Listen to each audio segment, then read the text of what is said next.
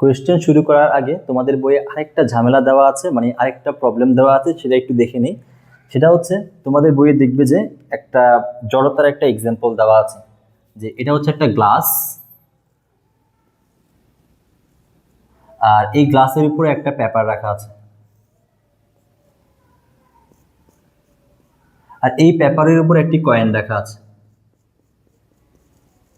মনে করে এই একটি কয়েন রাখা আছে।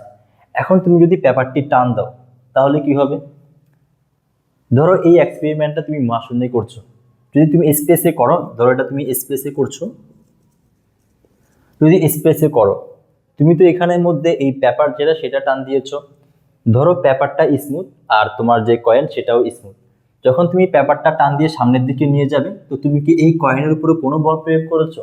তুমি তো পেপারটাকে টান দিয়েছো, কয়েনের উপর তো বল প্রয়োগ করোনি। ফলে কি হবে? দেখবে যে এই কয়েনটা তোমার যে গ্লাসের উপরে যেমন ছিল ঠিক তেমনই থেকে যাবে। তুমি পেপারটা বাইরে নিয়ে গেছো, বাট তোমার এই কয়েনটা যে জায়গায় আছে ঠিক সে জায়গায় থাকবে। যদি স্পেসে করো তুমি এই ঘটনাটা দেখতে পাবে। এখন তুমি যদি এই এক্সপেরিমেন্টটা পৃথিবীতে করো তাহলে কি হবে?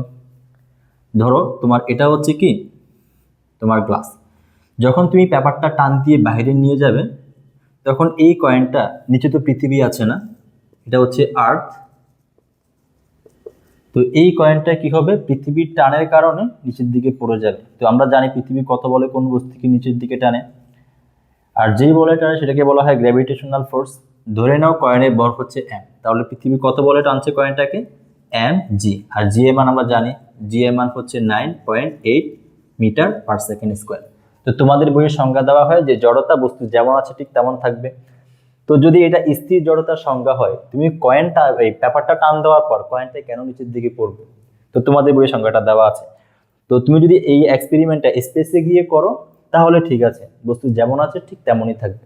কিন্তু তুমি যদি পৃথিবীতে বসে করো তাহলে বস্তু যেমন আছে ঠিক তেমন থাকবে না। তুমি পেপারটা টান দেওয়ার পর বস্তু নিচের দিকে পড়ে যাবে। কেন পড়ে যাবে? কারণ পৃথিবী বস্তুকে নিচের দিকে টানছে। তো আশা করি তোমরা বুঝতে পেরেছো তোমাদের বইয়ের এই এক্সাম্পলটা।